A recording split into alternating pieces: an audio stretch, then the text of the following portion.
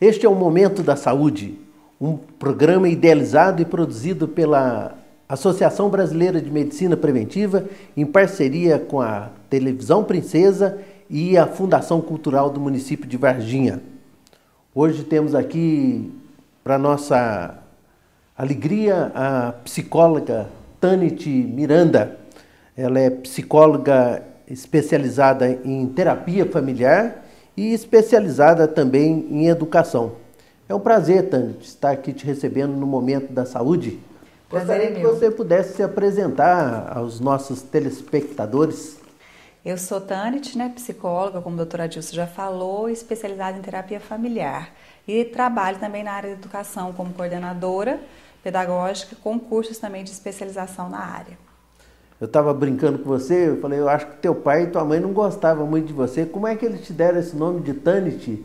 O que significa Tanit? Então, a história é que não foi o meu pai, nem a minha mãe que escolheram o nome. Meu avô estava lendo um livro de mitologia grega e aí ele achou bonito o nome e o significado é Deusa da Lua.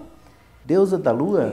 Dos cartagineses. É chique mesmo, hein, e aí ficou esse nome, mas assim, eu acho um nome forte, um nome curto e assim, acho que foi a minha cara. Se tivesse outro nome, não ficaria assim tão parecido comigo, com a minha personalidade. Era para ser única, Patrícia, né? Era para ser Patrícia e ficou Tanit. A única que eu já ouvi falar é doutora Tanit, mas eu acho que eles pronunciam doutora Tani, que é especialista em zumbido, se eu não me engano, em São Paulo. Tá certo. Tanit, me fala um pouco mais sobre você, já que nós vamos falar sobre nosso tema de hoje, é sobre família. Como que é a sua família? Qual que é a sua...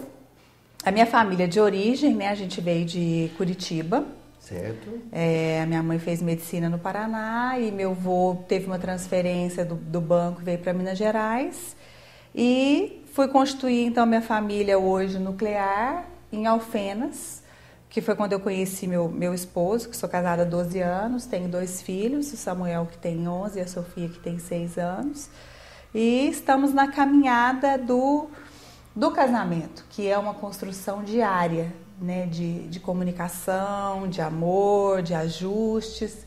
Essa é o básico da minha história. Então manda um abraço aí para o Samuel, para a Sofia. Mandar um beijo para o Samuel, para a Sofia, e para o meu esposo também, para o Dalton. O Dalton também é nosso amigo pessoal. Tanit, dentro dessas vertentes da Associação Brasileira de Medicina Preventiva, a gente aborda essa questão ecológica, a questão física, a questão mental, que hoje principalmente essa parte que nós vamos estar conversando, e a questão até da situação mística, da situação espiritual que as pessoas vivem. O que você acha dessas 4 vertentes aí para a saúde, para a prevenção da vida familiar? Então, eu acredito que nós ficaríamos assim dentro do trabalho da terapia familiar muito focados na questão mental e espiritual, que é da transcendência.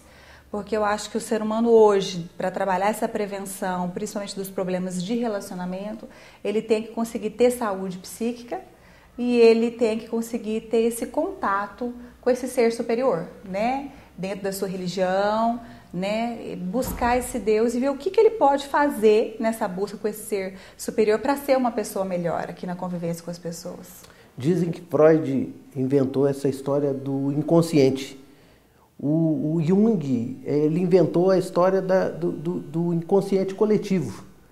E a terapia familiar? Quem são os precursores? Quais são as bases para a terapia familiar, Tanit? Ela surgiu em 1950, em Palo Alto, na Califórnia, com o principal precursor, nesse momento, foi Gregory Bateson, e alguns colaboradores que faziam um trabalho com famílias de esquizofrênicos.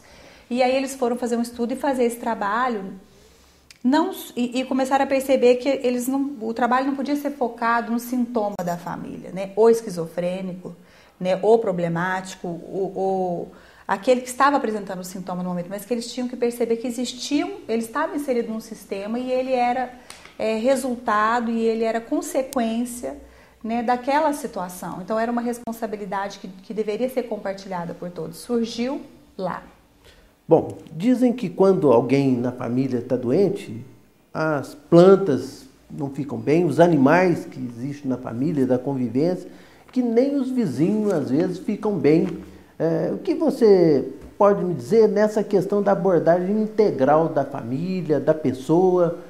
Você considera significante essas afirmações que nós fizemos, Tanit? Com certeza eu considero, eu acho que esse foi um dos motivos que dentro da psicologia eu escolhi essa abordagem, que é a abordagem sistêmica, né? Eu acredito que o ser humano ele está inserido num sistema, o ser humano sistema, que está no sistema família, que está no sistema sociedade, que está no sistema mundo, e ele é consequência disso, e se ele de alguma forma está sofrendo, as pessoas que convivem com ele naquele sistema, de alguma forma os bichinhos, sentem. Os animais de estimação, você percebe alguma diferença? O relato das pessoas que te trazem aqui para o teu consultório?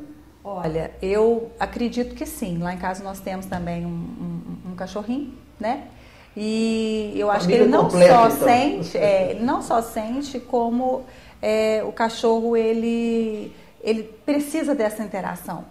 Tanto que a gente, se você for no veterinário, o cachorro que está mexendo, que está mordendo, que está fazendo bagunça, ele vai te receitar que você tem que conviver mais com o cachorro, que você tem que levar o cachorro para passear, que ele tem que desestressar. Então a importância desse relacionamento é para todos e todos sentem. Se uma parte do corpo está sofrendo, então todos sofrem junto. Todos sofrem. Bom, estamos conversando aqui com a Tanit Miranda, é a psicóloga clínica, e estamos conversando sobre a questão da família. Continuaremos essa nossa conversa, espero você no nosso próximo bloco.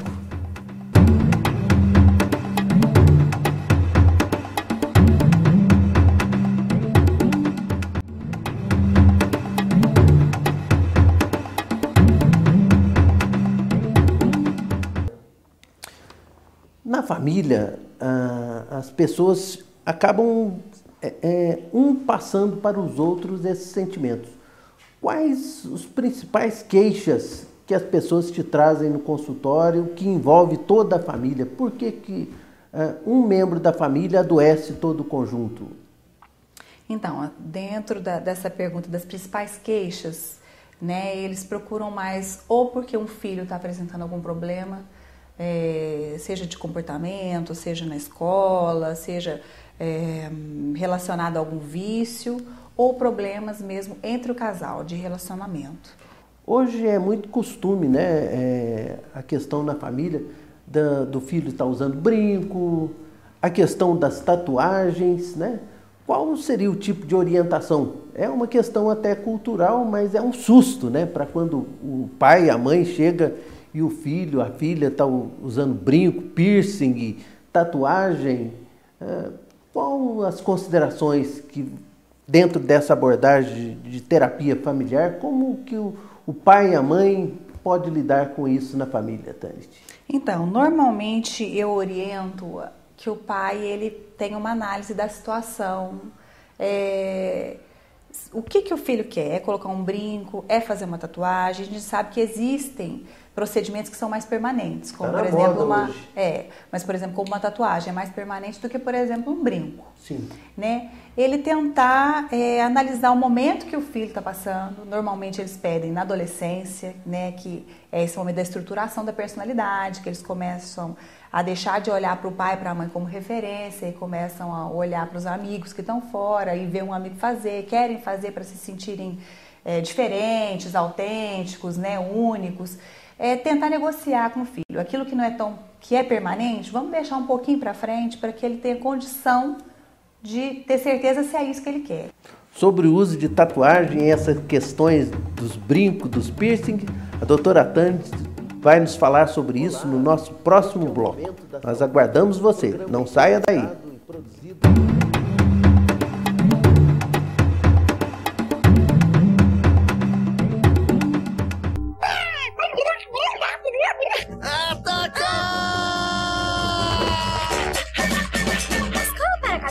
Vai te dar várias lições de como se divertir.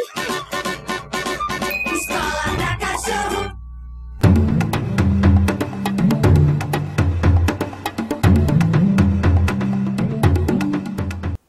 Esse é o nosso momento da saúde, uns momentos agradáveis em que passamos discutindo sobre os temas os mais diversos possíveis, no sentido de fazer com que as pessoas aprendam a viver mais e aprendam a viver muito melhor. Doutora Tanit, e a questão dos piercing, dos brincos, das tatuagens, nós poderíamos falar um pouco mais sobre isso? Eu acho que nessa fase de adolescência, a pressão excessiva só dificulta o relacionamento, né? Então, eu acho que é conversar, analisar, como eu tinha colocado a questão daquilo que é permanente, tentar negociar com o filho. Não, espera, você está com 15, vamos esperar você chegar a 18 anos, com 18 você vê se você quer colocar a tatuagem, porque a gente sabe também que essas coisas hoje dificultam numa entrevista de emprego, né, na questão do trabalho. Agora, talvez um brinco ou outra, uma coisa que não seja assim tão permanente, ter uma boa conversa com o filho, explicar, querer entender o porquê que ele quer utilizar aquilo. E isso, para mim, também é uma consequência dos relacionamentos. Né? Muitas pessoas falam assim, isso é geral, né? Todos os adolescentes que não querem colocar. E não é uma questão muito assim fechadinha, receitinha de bolo. Existem famílias e famílias, cada caso é um caso. Né? E eu acho que o importante disso tudo é a comunicação e não simplesmente falar não e não ouvir. Nós somos seres únicos, né? E essa abordagem, até para a questão da autoestima das pessoas, é extremamente importante. Com relação aos horários, doutora Tanit, os horários hoje parece que não obedecem aquele ritmo biológico mais das pessoas. Parece que a hora que a gente está acordando, que os filhos estão chegando em casa. E a hora que eles estão, que a gente poderia estar convivendo, eles estariam dormindo. Como é que a gente pode orientar aqueles que estão nos assistindo aí, as famílias que devem estar interessadas e vivem esses problemas da questão desse desencontro de horários hoje dentro da família? Eu acredito que, antes de tudo, é necessário disciplina, né? Vão existir os horários que eles vão poder chegar mais tarde. E vão poder chegar mais tarde até um certo horário, também dependendo da idade. Ou fico muito tempo na televisão, no computador, no videogame. Exatamente. Então, eu acho que é ter uma disciplina, firmar um acordo com eles, ter um horário, por mais que seja tarde, para chegar. E esses pais, querendo ou não, aqueles que acompanham mesmo, gostam de ver como é que o filho chega, né? Saber aonde o filho está. Tudo isso vai estar ajudando o pai a deixar ou não deixar esse filho, né, sair e que horas voltar. Ainda mais nesse tempo de violência que a gente tem, né, não é viver neurótico com medo de tudo, mas é saber criar sistemas também para que possa ser mais tranquila essa saída, essa volta, e que o filho também sinta que tem regras dentro da casa. Parece então que nós vivemos dentro da família hoje em dia numa situação de guerra, que a gente tem que estar negociando, que há conflitos de interesses, aquilo que os pais querem, aquilo que os filhos desejam, e a influência, principalmente do coletivo, a influência da turma de uma maneira geral. Parece que o comportamento e a turma tem uma influência muito grande sobre esses jovens, sobre esses adolescentes. Como é que a gente faz para lidar? Eles falam assim, mas todo mundo faz isso. Então, como se o comportamento seu é muito mais primado pelo coletivo, pela turma que aquela pessoa frequenta, e não sobre a orientação dos pais. Então, eu coloquei que na adolescência é esse momento em que eles deixam de olhar para os pais, para olhar para o mundo exterior, que é o mundo lá fora. Só que, se esse percurso até a adolescência foi um percurso funcional entre pai e filho, né, entre mãe e filho e filha, vai ser um momento mais tranquilo. Embora tenha suas turbulências, vai ser mais tranquilo, eles não conseguirem entrar mais em acordo. Só que existe essa questão da influência do coletivo, existe a questão desse percurso anterior que vai nos dizer se esse adolescente tem estrutura para pegar um pouco do que tem de fora, mas naquela personalidade dele que já foi formada, porque existe essa primeira formação que é até 6 anos, e depois de 6 anos a gente tem de novo um novo momento dessa construção e dessa elaboração do complexo de Édipo, que é na adolescência de novo. Explica o que é complexo de Édipo para as pessoas que estão nos assistindo. Então, o complexo de Édipo é aquele momento em que, por exemplo, a menina, né, ela, de alguma forma, ela admira o pai, né, existe aquele amor pelo pai, mas ela percebe que para ter aquele pai, ela vai ter que seguir o modelo da mãe, né? E que futuramente ela vai encontrar essa pessoa e ela vai poder ter a vida dela. Geralmente a pessoa escolhe com quem ela vai viver, escolhe a mulher o mais parecido com a mãe. E a mulher sempre escolhe o seu parceiro mais parecido com o seu pai. Será que isso dá certo?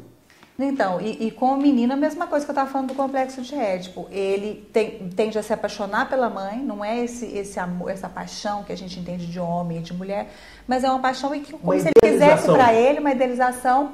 E aí ele percebe que ele tem que se identificar com o pai para conquistar uma mulher, digamos, parecida com essa mãe, né? E essa questão de dar certo é complicado, porque tem gente que realmente consegue se relacionar melhor com uma mulher parecida com a sua mãe. Só que tudo depende do jeito como foi a sua mãe, né? A comida boa é só a comida da mãe lá, ela que sabe preparar, ou então tem que ser de acordo com o que é. Aí os casais têm essa dificuldade. Se for para você casar com essa ideologia de que o outro tem que ser igual, você já entra com dificuldades. Por quê? Você tem que ter consciência. Já começa a fazer uma amizade exagerada com a sogra, já não dá certo, então. Tem que entender, né? Quem que é essa pessoa, eu dou certo com essa pessoa, e conhecer o sistema família dessa pessoa, isso é muito importante. Dar certo com o sistema família meu ou não. O casamento é com a família, então, já não é só com aquela pessoa. Com a família também. Por isso que também nós vemos problemas dos casais relacionados a brigas. É a mulher que tem problema com a sogra, né? E ele que também tem problema com a sogra. Então, a importância é antes de casar. Deixa eu conhecer antes, mas no começo o que eles pensam? Eu amo, eu tô apaixonado, é essa pessoa mesmo, mas não analisa se realmente as duas culturas familiares, se elas vão conseguir se adaptar. Então, não espere que a tua esposa seja igual à tua mãe, porque não vai ser assim, não tem que ser assim. E nem espere que o seu marido seja igual ao seu pai. E por outro lado, também não idealizar o perfeito. Meu pai foi péssimo, meu marido vai ter que ser perfeito para suprir isso, porque ele não vem para suprir a falta do seu pai. Você tem que resolver a falta do seu pai. E assim também do rapaz com a mãe, né? De esperar aquela mãezona que ele não teve para cuidar dele, para dar carinho, porque senão nem essa esposa nem esse esposo vão dar conta de suprir essa carência. Eu conheço um trabalho interessante que fala que o perfil das famílias hoje em dia, o número de filhos, acabou sendo muito menor. Você pode ver que 2 filhos, quem tem 3 filhos já é uma coisa exagerada. E fala que um dos maiores planos de planejamento familiar que houve no nosso país foi a questão das novelas. O perfil que as pessoas veem na novela, né, são perfis que nós, como família de classe média, um perfil que nós nunca vamos conseguir. O que você acha da influência das telenovelas, dos programas da juventude sobre a vida das famílias, principalmente aí na questão das novelas e, vamos dizer, das malhações da vida? Então, eu acredito que hoje alguns programas, né, como novelas, entre outros, assim, sem citar nomes, eles têm pouco a contribuir na formação do adolescente e do jovem. Muitas vezes com questão, por exemplo, coloca em voga a desonestidade, a mentira, a promiscuidade, o consumismo, como se fosse uma coisa que seria legal daquele jovem viver. E muitos falam, não, mas isso é para criar nele uma consciência crítica da situação. Mas, se não houver essa boa interação entre família e filho, para que ele consiga ser crítico perante aquele conteúdo, aquilo não vai ser positivo para ele. Né? Então, não adianta simplesmente falar que é legal, que é entretenimento e vamos colocar. Não, vamos assistir de forma crítica. Isso também não vai ser um hábito, nós vamos ficar dependentes de novela e de programas que às vezes não tem muito a contribuir. E assim, conseguir trabalhar essa diversidade de programas para os filhos também. Colocar um documentário, um jornal que é interessante, criar nele essa curiosidade de conhecer vários estilos de programas. Um estímulo crítico. Talvez teriam que os professores e nós pais devêssemos estimular nos nossos filhos. Continuaremos essa conversa agradável aqui sobre as questões da família no nosso próximo e último bloco, onde faremos as considerações finais e passar a mensagem a todos que estão nos acompanhando.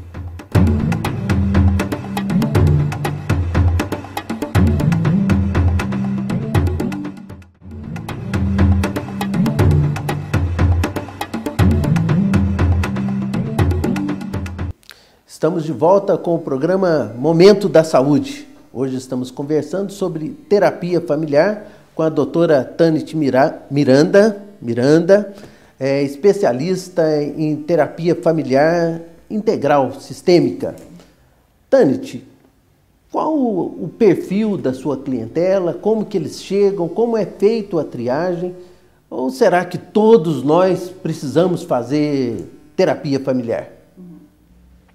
Eu sou suspeita para falar, mas eu acredito que todo mundo precisaria fazer uma terapia. Primeiro, para o autoconhecimento.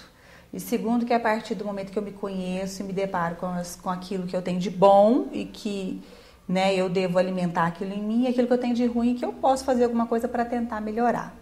Né? Agora, normalmente, a clientela que mais procura é casos de adolescente ou filhos pequenos que os pais estão tendo dificuldade na questão da educação e casais que estão com alguma dificuldade no relacionamento.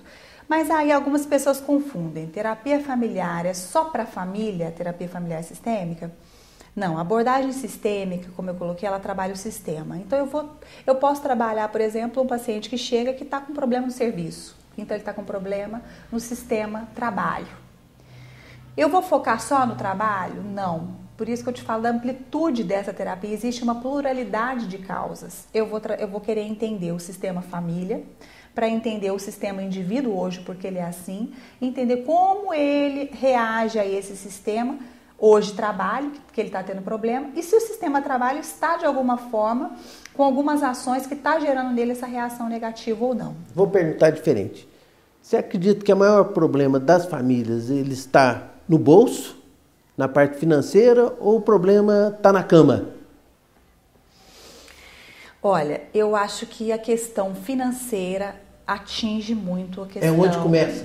É onde começa. Não é assim, eu me dou mal na cama e esse é o grande problema. Não, existem outros fatores que acabam atingindo a cama. Então, por exemplo, você não está tão bem, você não admira teu marido, isso interfere no teu desejo sexual pelo marido. Entendeu? Então, no final vai desaguar na cama, mas são em outros fatores. Antes de haver o problema da sexualidade, há uma série de outros problemas que antecedem essa vida íntima entre os casais. Quais são as recomendações, o que você poderia dizer para o nosso público para como se ajustar? O casal, ele estando bem, a sua família vai estar bem também. Quais sugestões, recomendações, qual o incentivo que você pode dar aí para aqueles que estão nos acompanhando neste momento? Para aqueles que vão casar ainda, é se conhecer melhor antes de casar. Conhecer a família do outro e fazer terapia para ver se realmente esse caminho do matrimônio no momento com essa pessoa é a escolha mais acertada. Né? Para aqueles que já estão casados, vir para a terapia para conhecerem esse relacionamento e entenderem no que cada um está errando e parar de culpabilizar, responsabilizar o outro, esperar que o outro melhore para que o casamento dê certo. Eu tenho que mudar. Se eu consigo mudar muitas vezes a parte, eu trabalho no todo. Né? Se eu trabalho no todo, eu mexo também na questão da parte. Cada um dá um braço a torcer um pouquinho. Exatamente. Se cada um ceder.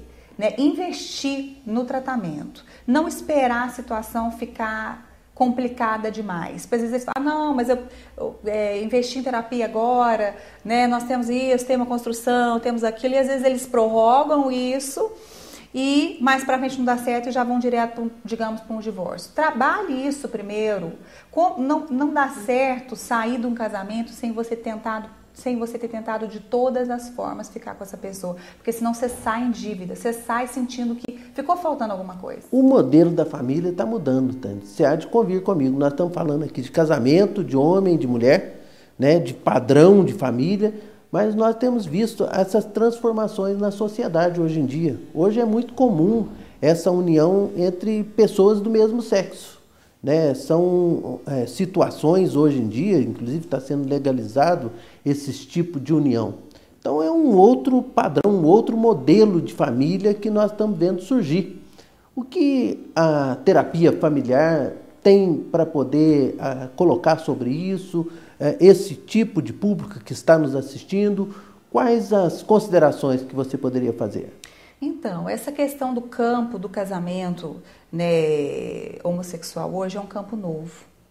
Né? Pouco compreendido ainda estamos acompanhando. Então, o que nós percebemos? Vai ser uma caminhada agora de estudo dentro desses relacionamentos e como que isso vai surtir efeito no casal, como que isso vai surtir efeito nas crianças. A adoção, né? Essa adoção hoje em dia, os casais mesmo do mesmo sexo têm procurado adotar crianças para aí. ver que caminho, que rumo tomar. Então agora vão ser feitas as pesquisas em cima disso tudo, desses relacionamentos.